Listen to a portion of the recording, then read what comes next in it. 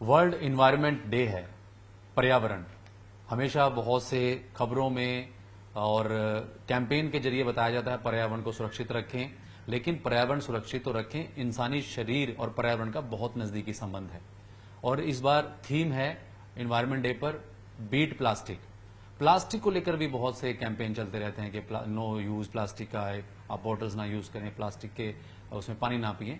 आज हम पहुंचे हैं चंडीगढ़ पीजीआई, जहां पर डॉक्टर रविंदर खैवाल, जिनकी काफी रिसर्च, काफी जर्नल, लगातार अवेयरनेस, उनके बुकलेट्स भी वो छापते रहते हैं, पब्लिक हेल्थ एनवायरमेंट के प्रोफेसर हैं। और डॉक्टर साहब, आपकी मैं बुकलेट देख रहा था 2022 की, वर्ल्ड इन्वायरमेंट डे है, थीम है बीट प्लास्टिक। मेरा सीधा सवाल है, वैसे डिस्कस कर रहा था, मुझे भी पता चला कि चीनी में, शहद में, नमक में भी प्लास्टिक के कण पाए जाते हैं। पहले तो दर्शकों को बताइए कैसे। देखिए, हमने पता है कि हम जो प्लास्टिक फेंकते हैं ऊपर, वो पानी के साथ बहती है। अभी बरसात में हम देखेंगे, फिर नदियों में पहुंचेगी और समुद्र में पहुंचेगी। तो जो तापमान और सूर्य की किरणों से वो टूटेगी, टूट के वो पानी में मिल जाएगी।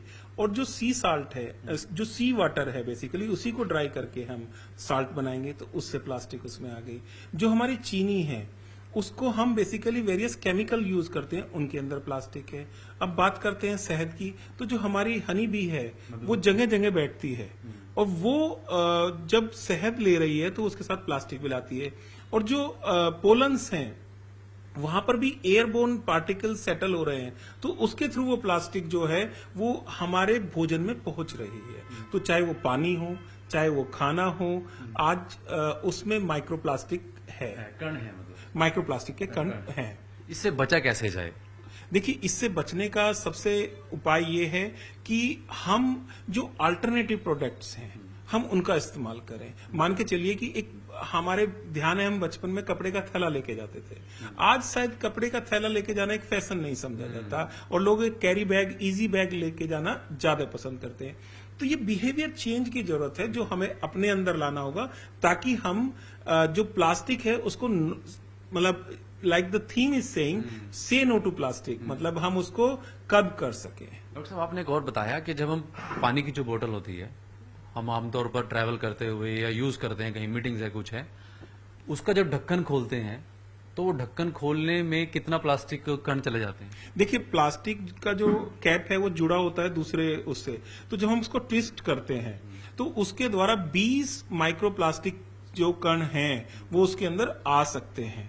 तो दूसरी बात यह है कि ना केवल ये, अगर वो प्लास्टिक धूप में रखी गई है तो इसके अंदर बिस्फिनाइल ए, थैलेट्स और अदर एसोसिएटेड केमिकल हैं, वो लीच आउट कर जाते हैं। इसीलिए कहा जाता है कि प्लास्टिक की बोतल को कभी भी धूप में ना रखें। ये एक बोतल यहाँ पड़ी है, ये आप ढक्कन की बात कर रहे हैं? हाँ, तो ये ढक्कन हमने जब खोला तो बेसिकली ये जो साइड स्ट्रिप थी, इसको हमने तोड़ा, और तोड़ने के बाद हम इसको सीधा मुंह से ऐसे लगा के पी लेते हैं। तो यहाँ पे भी वो पार्टिकल अटैच्ड हैं, और कुछ यहाँ पर लगे हुए हैं, वो इस तरह से इसमें इंट्रोड्यूस हो जाते हैं, और कुछ मैन्युफैक्चरिंग प्रोसेस के दौरान हो जाते हैं। तो ये अहम चीज है कि प्लास्टिक जब हम यूज कर रहे हैं तो इसके जो कण है, ये नहीं कि सीधा कोई प्लास्टिक चबाने की बात हो रही है, इसके कण अंदर जा रहे हैं। बिल्कुल, बेसिकली हम कहते हैं माइक्रोप्लास्टिक, हालांकि ये एक मिसनोमर है। माइक्रोप्लास्टिक जो है लेस देन 5 mm वाले पार्टिकल साइज को कहा जाता है, लेकिन वास्तव में माइक्रोप्लास्टिक है जिसका साइज 10⁻⁻⁶, मतलब वो बहुत ही महीन कण होते हैं। तो वो आज की डेट में हर जगह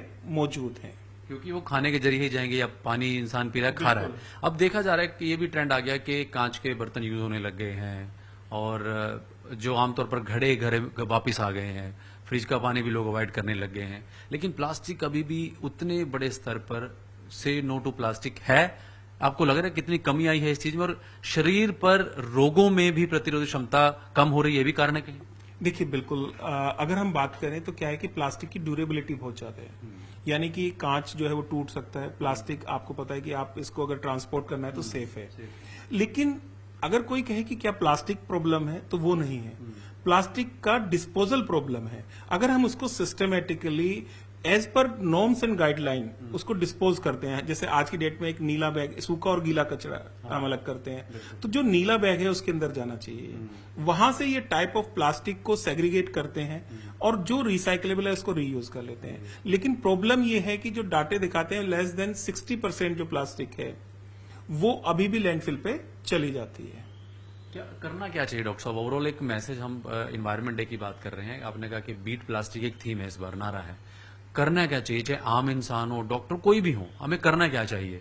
देखिए, बहुत जरूरी है कि हम सबसे पहले बीट प्लास्टिक पोल्यूशन में ये शपथ लें कि हम थैला यूज करेंगे।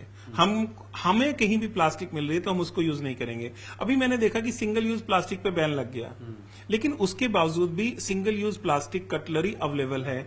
आज की डेट में आप भी देखेंगे जो फ्लोरल्स हैं, बेसिकली हम जिनको पार्टी पॉपर्स कहते हैं, वो यूज हो रहे हैं और वो न्यूसेंस है। उनकी उतनी ज्यादा वैल्यू नहीं है जितने ज्यादा उनके आप कह सकते हैं कि एनवायरमेंट या हेल्थ इंपैक्ट है। अगर आप बात करें आज की डेट में, ईयरबड या तो पेपर में है या वुड स्टिक पे आ गई, तो अल्टरनेटिव है। उसी तरह से अगर आप बात करें कि कटलरी की, तो मेटल कटलरी है या पेपर कटलरी है या बेगास बेस्ड कटलरी है, जो हम क्रॉप रेजिड्यू बर्निंग की समस्या का भी समाधान करते हैं। तो इस तरह से ये सोल्यूशन अवेलेबल है। एक और चीज है कि हम देखते हैं कि लंबे लंबे कूड़े के पहाड़ हैं, दिल्ली में चाहे चंडीगढ़ की बात करें, और वहां भी प्लास्टिक ही है। जब वो जलता है तो लोगों को सांस की दिक्कत होने लगती है। ये प्रॉब्लम इंसानी ही दी हुई है आपको लगता है? बिल्कुल। अगर आप देखें तो जो प्लास्टिक है वो जो हमारे लैंडफिल्स हैं उनका मेजर चंक उसमें वो कवर करते हैं। अगर उसमें प्लास्टिक ना जाए तो जो मैंने बताया आपको कि ये एक फॉसिल फ्यूल प्रोडक्ट होती है, तो उसके अंदर जैसे मैंने बताया था बिस्फेनाइल ए, थैलेट्स और अदर फ्लेम रिटार्डेंट, वो सब्सटेंस उसके अंदर है, वो वहां नहीं पहुंचेंगे और वो एनवायरमेंट को डिग्रेड नहीं करेंगे, और जो हमारे पर्यावरण और मानव स्वास्थ्य पर प्रभाव पड़ना है वो नहीं पड़ेगा। अब जैसे हमने बात की कि फायर हो गई, लैंडफिल आग लगी, तो उससे क्या होगा कि जो प्लास्टिक के माइक्रो पार्टिकल्स हैं वो हवा में चले जाएंगे, हवा के द्वारा हमारे सांस में जाएंगे, सांस में जाएंगे तो हमारे लंग्स पे डिपॉजिट होंगे, लंग्स पे डिपॉजिट होंगे तो जहां डिपॉजिट होंगे वहां पर एक इन्फ्लेमेशन या सूजन आएगी, या अगर वो एलर्जी करेंगे, हो सकता है वो हमारे को अस्थमा जो ट्रिगर है उसको कर दे। तो इस तरह से सिंपल इंपैक्ट होते हैं। फिर ये भी देखा गया है कि कुछ मामलों में जो हार्ट रिलेटेड डिजीज हैं ये उनको भी बढ़ावा दे रहे हैं। अब बात करें पानी की या भोजन के द्वारा हमारे जो आंत है उसमें पहुंच रहे हैं, वहां पे भी सेम पार्टिकल क्या है कि हमारी जो इंटेस्टाइन है उसके अंदर ये कहीं चिपक जाएंगे, चिपकेंगे तो इन्फ्लेमेशन करेंगे, या फिर आप कह सकते हैं कि एक जो हमारे गुड बैक्टीरिया होते हैं वो उनको प्रभावित करेंगे, तो उनकी जो कंसंट्रेशन है वो कम ज्यादा होगी या डिसबैलेंस होगी। तो उससे क्या है कि जो इरिटेबल बाउल सिंड्रोम है या अदर हमारी जो पाचन संबंधी समस्याएं वो बढ़ सकती हैं। इसके अलावा ये देखा गया है कि ना केवल आपका जो ब्लड ब्रेन बैरियर है, इवन प्लेसेंटा, उसको भी ये माइक्रोप्लास्टिक जो उस बैरियर को पार कर रही है, which is considered to be the very safe protection basically. और अगर ये मस्तिष्क में पहुंच जाती है तो ये मस्तिष्क को प्रभावित कर सकती है, उससे हमारी सोचने की शक्ति या हमारी कॉग्निटिव जो एफिशिएंसी है ये उसको भी प्रभावित करती है। तो न्यूरो आप कह सकते हैं कि इन्फ्लेमेशन या टॉक्सिसिटी को लीड करती है। डॉक्टर साहब, लेटेस्ट रिसर्च डाटाज आप करते रहते हैं, कुछ ऐसा लेटेस्ट है जिसको अभी जो लोगों को नहीं पता, या आपको लग रहा है कि अभी इस पे और रिसर्च होनी है? फिलहाल कुछ जानकारी है इस प्लास्टिक या एनवायरनमेंट को लेके, तमाम कुछ ऐसी रिसर्च लेटेस्ट? देखिए, अभी हमारे पीएचडी स्टूडेंट विवेक मलिक की आपने थीसिस हमने की थी, जिसमें हमने दिखाया था कि बिस्फेनाइल ए जो कि प्लास्टिक का बाई प्रोडक्ट है और जो एनवायरमेंटल कॉन्टामिनेंट हैं और सारे, वो बच्चों में ओबिसिटी को बढ़ाते भी हैं और घटाते भी हैं। यानी कि जो ओबिसिटी है उसके लिए भी रिस्पॉन्सिबल है और जो अंडर न्यूट्रिशन है वो उसके लिए भी रिस्पॉन्सिबल है। तो इसलिए जरूरी है कि जो environmental exposure of toxic pollutant of certain metals and plastic, इसको कम किया जाए। कम करने के तरीके जो आपने वही बता दिए। बिल्कुल। तो कम करने के तरीके सबसे सिंपल हैं कि हम घर से एक थैला लेके जाएं सब्जियों के लिए, जहां भी हमें प्लास्टिक का बैग दिखाई दे हम उसे मना करें। अगर कोई आपको वाटर बोतल ऑफर करता है तो आप ग्लास में पानी मांग सकते हैं। दूसरा, जो सिंगल यूज प्लास्टिक आप आज की डेट में मैंने देखा है कि आ रही है, मतलब अगर आप फूड भी ऑर्डर करते हैं जो बैन हो चुकी है वो ना आए, तो आप उसके लिए एनवायरमेंटल कॉन्शियस डिसीजन लें। ये जरूरी है, बहुत जरूरी है। एक लाइफस्टाइल फॉर द एनवायरमेंट जो है वो as per our lifestyle for the environment, मतलब हमारा जो जीवन है वो प्रकृति के अनुरूप होना चाहिए, और हमें न केवल अपनी बल्कि जो बाकी छोटे छोटे जीव हैं उनके बारे में भी चिंतित होना बहुत जरूरी है। और ये बुकलेट है, डॉक्टर खैवाल हमेशा बनाते रहते हैं। डॉक्टर साहब एक बार जरूर दिखाइए ये दर्शकों बुकलेट को। है बेसिकली अनमास्किंग प्लास्टिक पोल्यूशन, यानी कि प्लास्टिक पोल्यूशन का पर्दाफाश। और इसमें हमने ये दिखाया कि किस तरह से, देखिए ये पानी की बोतल है, टूटी है, ये पानी में पहुंची तो मछलियों पे पहुंची, मछलियों से फिर ह्यूमन बॉडी में और फिर हेल्थ इफेक्ट हुए। तो इस तरह से ये एक सर्कल है, what goes around comes around. तो प्लास्टिक जो है इस समय सभी जगह पहुंच चुकी है। और एक मैं इस पे दिखा रहा था कि जो चीनी, और मैं जिक्र कर रहा था, आपने बताया था चीनी वाला, जी, बिल्कुल। इम्पोर्टेंट है। किस तरह से खान पीन के जरिए जो प्लास्टिक के सूक्ष्म कण होते हैं वो हमारे, ये हमने दिखाया है इस बुकलेट में। ये रिसर्च बेस्ड है कि जैसे 600 पार्टिकल हैं वो हमारे साल्ट के अंदर हैं, या अगर आप देखेंगे कि लगभग 600 माइक्रोप्लास्टिक पर किलोग्राम ऑफ हनी है, या अराउंड 100 पार्टिकल्स इन पर लीटर ऑफ वाटर आप देख सकते हैं। तो ये जो आप कह सकते हैं कि सिस्टमेटिक रिव्यू के बेस पे जो शोध हुए हैं वो दिखा रहे हैं कि माइक्रोप्लास्टिक जो है वो आज हमारे कॉमन एनवायरनमेंट का हिस्सा हो चुकी है, यानी कि इससे बचना मुश्किल है।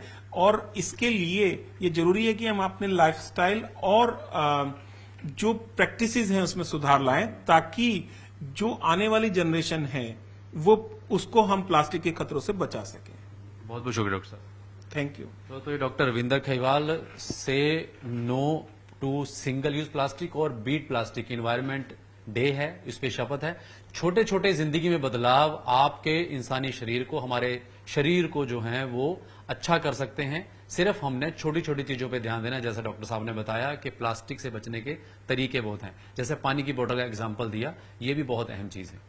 वीडियो जर्नलिस्ट सुखजिंदर के साथ उमेश शर्मा, न्यूज 18 चंडीगढ़।